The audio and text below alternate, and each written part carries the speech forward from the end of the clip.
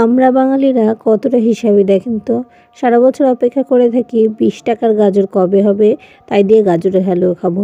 এর সাথে যে 200 টাকার ঘি, সাথে 100 টাকার দুধ আর সাথে কাজু বাদাম কিশমিশ ব্যবহার করেছি, তার কোনো হিসাবই নেই।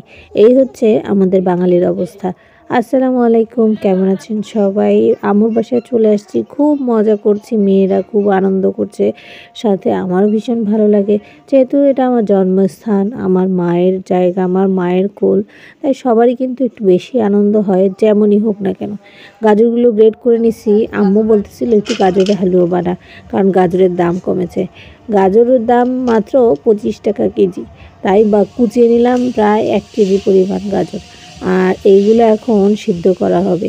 দেখেন কতটা হিসাবি আমরা। এখন পুরো গাজরটা দিয়ে দিছি। এবার দুধটা আমি গুলিয়ে নিলাম, গরু দুধ।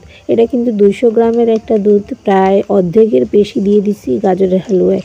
এই যে এই হিসাবের মাত্রাটা বুঝতেই পারতেছেন যে 25 টাকার গাজরে আমি কতটা বেহিসাবি খরচ করছি।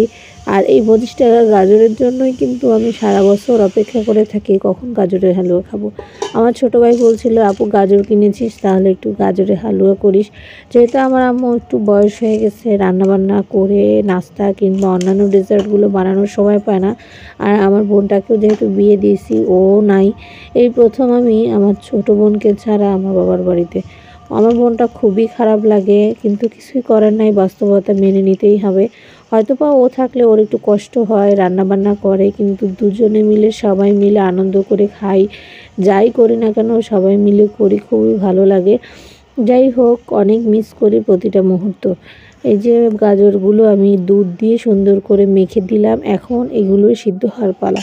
এগুলো সুন্দর করে সিদ্ধ হয়ে আসছে, তখন দিয়ে দিতে হবে দুধ আর চিনি। আমি আরও কিছুটা অ্যাড করে দেব। গাজরের হালুয়ায় আমার মনে হয় ঘি আর দুধ, এই দুইটা জিনিস যদি ঠিকঠাক পারফেক্ট মতো হয়, খেতে কিন্তু খুবই মজা হয়। আর গাজরের হালুয়া পছন্দ করে না এমন লোক খুঁজেই পাওয়া যাবে না।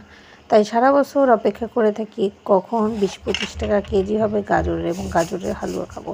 এই যে আমি এখানে চিনি দিয়ে দিলাম। যেহেতু আমি হিসাবি বাঙালি, তাই চিনির পরিমাণটা আমি বুঝে শুনিয়ে দিয়েছি। এই যে সুন্দর মাখো মাখো হয়ে গেলে ঠিক এই সময় আমি ঘি দিয়ে দেব।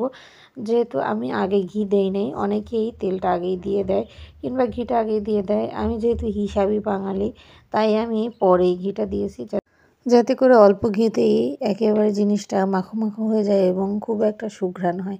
ঘিটা দেওয়ার সাথে সাথেই সারা ঘর যেন একেবারে মৌ মৌ করছে ঘিয়ের গন্ধে।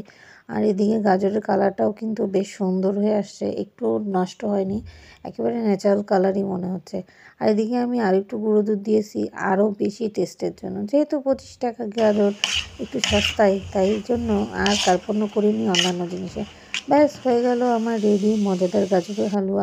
যেহেতু গাজরের দাম কম, তাই আপনারাও কিনে তাড়াতাড়ি প্রিয়জনের জন্য মজাদার এই গাজরের হালুয়া বানিয়ে খেয়ে ফেলুন। সবাই ভালো থাকবেন, সুস্থ থাকবেন। আল্লাহ হাফেজ।